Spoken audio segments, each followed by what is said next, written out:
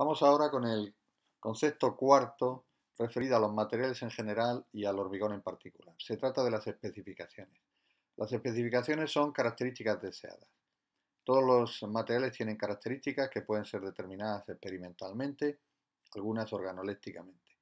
Pero, sin embargo, los reglamentos establecen características relacionadas con el uso que ese material va a recibir. De modo que si un hormigón tiene una resistencia de 30 newton milímetro cuadrado, pues eso no se lo quita a nadie, pero puede que no cumpla con las especificaciones del proyecto en la obra en la que va a ser utilizada. Sin embargo, con esa característica puede funcionar perfectamente en un uso en el que la exigencia sea menor. Las especificaciones se establecen en los reglamentos. El reglamento del hormigón es la Instrucción Española de Hormigón Estructural. La actualmente vigente es la edición de 2008. La Instrucción Española se inserta en el Código Técnico de la Edificación, como se puede ver aquí, con otros reglamentos como el de baja tensión, etcétera, pero su cuerpo principal está constituido por las exigencias básicas que a su vez dan respuesta a los requisitos básicos establecidos por el Código Técnico de la Edificación Española. Aquí tenemos un mapa conceptual que permite ver el itinerario y las exigencias que los distintos estamentos eh, administrativos han establecido y están vigentes en este momento. De una parte tenemos los requisitos de la edificación que tienen el carácter de esenciales, porque así fueron enunciados por la directiva, de Productos 86-106.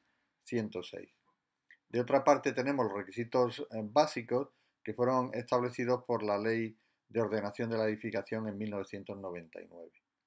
De la Ley de Ordenación de Edificación se derivó el Código Técnico. El Código Técnico incluye entre sus exigencias básicas 6 que previamente habían estado recogidas en la Directiva de Productos con el tratamiento de requisitos esenciales. Esos requisitos esenciales son los de resistencia mecánica y estabilidad, seguridad en caso de incendio, seguridad de utilización, higiene, salud y medio ambiente, protección contra el ruido y ahorro de energía y aislamiento térmico. Son los fundamentales.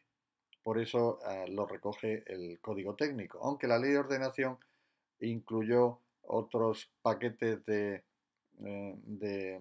requisitos que completaban hasta 9 los requisitos de esta norma.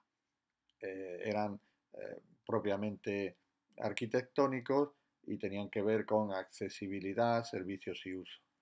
Pero fundamentalmente los dos paquetes coincidentes con el código técnico y con la directiva son los requisitos de seguridad y habitabilidad que están señalados con flechas como se puede ver en este mapa conceptual.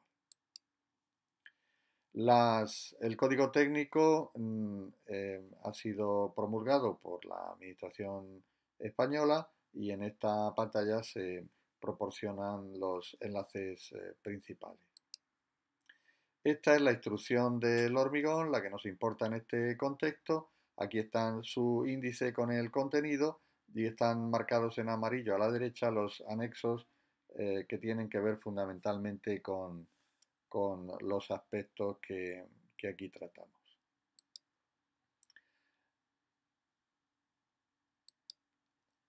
Bien, vamos pues a entrar en concreto en algunas especificaciones fundamentales. La especificación de resistencia se resuelve en la instrucción española con una serie de valores normalizados para la resistencia especificada que se verá en el siguiente capítulo. Vamos a ocuparnos ahora de la gran novedad de la instrucción española, que son las especificaciones de durabilidad.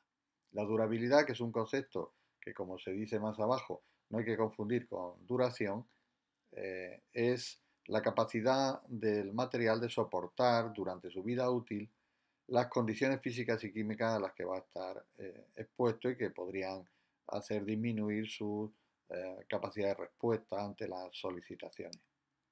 Aquí tenemos un par de gráficos que dan una idea de el concepto de durabilidad con su influencia sobre la relación entre resistencia y solicitaciones de una estructura de hormigón. Se puede ver cómo en el gráfico de arriba cómo se cruza la línea de la distribución de la resistencia que se ve afectada, como sugiere el gráfico a la baja, por la durabilidad, y la línea de las solicitaciones que puede crecer por nuevas exigencias sociales. En el cruce tendríamos el momento crítico, como queda reflejado en la curva resumen inferior. En el gráfico sombreado se puede ver también cómo una línea paralela al eje de abscisa implica una estructura eterna, una estructura que no sufriera merma en su resistencia. Las líneas curvas indican la situación real en general y es una pérdida de esa capacidad que exige en determinados ciclos reparación para recuperar especificaciones antiguas o quizá más exigentes en el momento de llevar a cabo la reparación. También es interesante conocer qué pruebas, qué comprobaciones experimentales históricas se han llevado a cabo en países donde se sufre de forma exigente determinadas influencias sobre aspectos que deterioran el hormigón.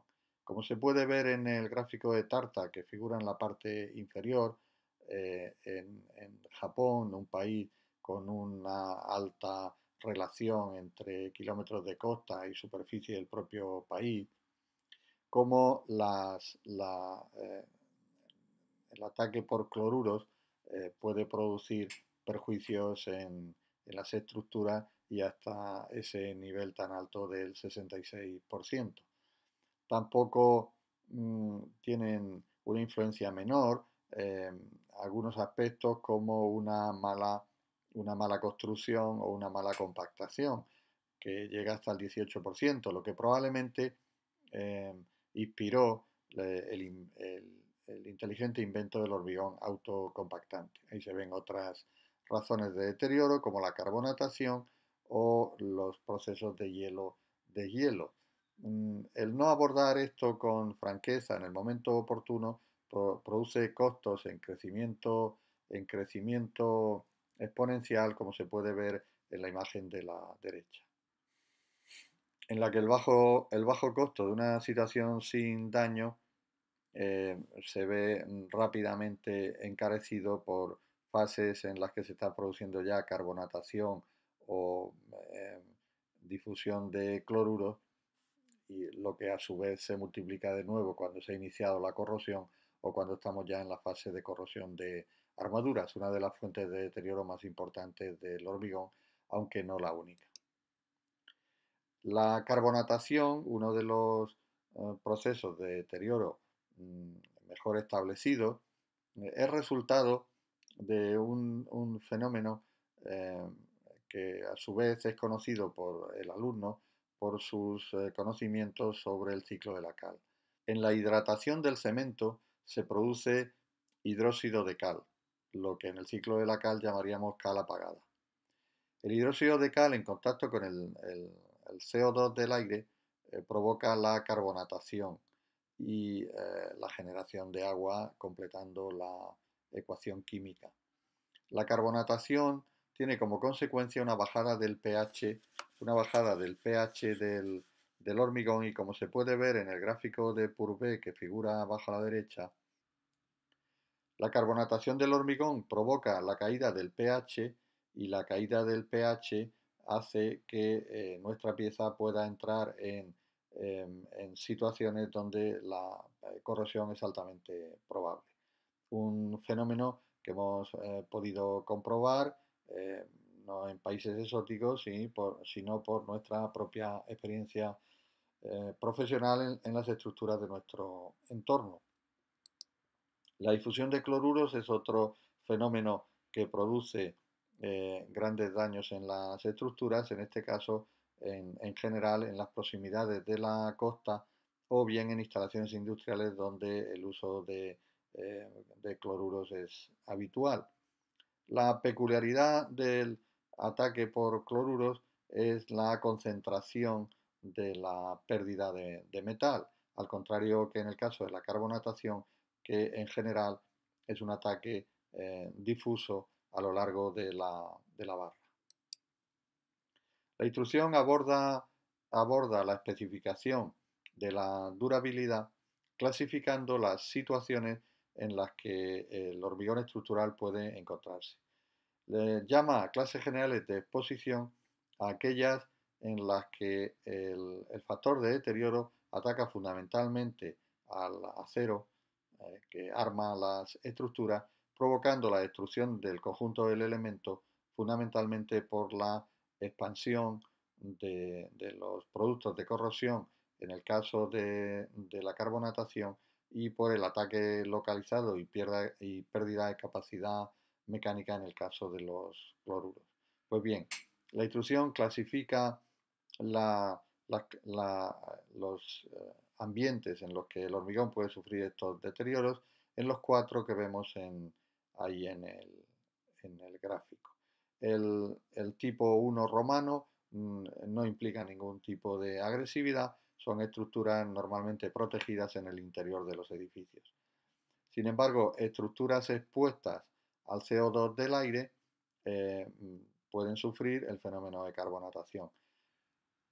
Un ataque por carbonatación producido por la reacción del CO2 del aire con el hidróxido de cal que hay en los poros del hormigón, que tiene dos niveles de intensidad. La más benigna, la 2A, cuando los poros o bien están secos o bien están saturados, lo que dificulta la difusión del CO2, y la clase 2B, que es la que más favorece la difusión del CO2 y que es cuando la saturación, la humedad relativa en los poros del hormigón está en torno al 60-70%. Naturalmente, todos estos ambientes implican, implican especificaciones relativas a las propiedades tecnológicas, como veremos más adelante, de nuestros hormigones. La clase 3 romano se refiere al ataque a la difusión de cloruros de origen marino y la clase 4 a la difusión de cloruros de origen industrial. Aquí tenemos las distintas matices en relación con la clase 3. La clase 3A es la menos agresiva, aún siendo en general agresivos los ataques por cloruros, porque se trata de estructuras expuestas a los sprays, consecuencia del batir del mar sobre la costa, trasladados por el viento hacia las estructuras, siempre dentro de una franja de 500 metros, que es la que se considera crítica. La clase 3B se refiere a la circunstancia de una estructura sumergida en el agua de mar. Y finalmente, la clase 3C, la más agresiva de todas, se refiere a la situación de carrera de marea. Una situación en la que el hormigón se moja y se seca alternativamente, produciendo acumulación de sales cristalizadas y aumentando gravemente la concentración de cloruros sobre la estructura y facilitando, por tanto, un rápido deterioro de la misma. Por otra parte, la instrucción contempla también otro tipo de circunstancias en las que el hormigón eh, puede ser deteriorado. A estas las llama clases específicas de exposición, y aquí el material atacado ya no es tanto el acero cuanto el propio hormigón. Las clasifica en ataque químico con 3 niveles de intensidad, en heladas, distinguiendo entre el caso de la presencia de fundentes, que denomina H, o con sales fundentes que denomina F. En el caso F es más grave porque además del fenómeno hielo de hielo que se da en la clase H, se agrava la situación de la estructura por la presencia de los cloruros procedentes de las sales fundentes, que lo que hacen es fundamentalmente bajar el punto de fusión de la nieve para que ésta se licúe, pero al licuarse conduce los cloruros hacia nuestra estructura, produciendo efectos desastrosos. Y finalmente la erosión clase E, pensada especialmente para pavimentos industriales.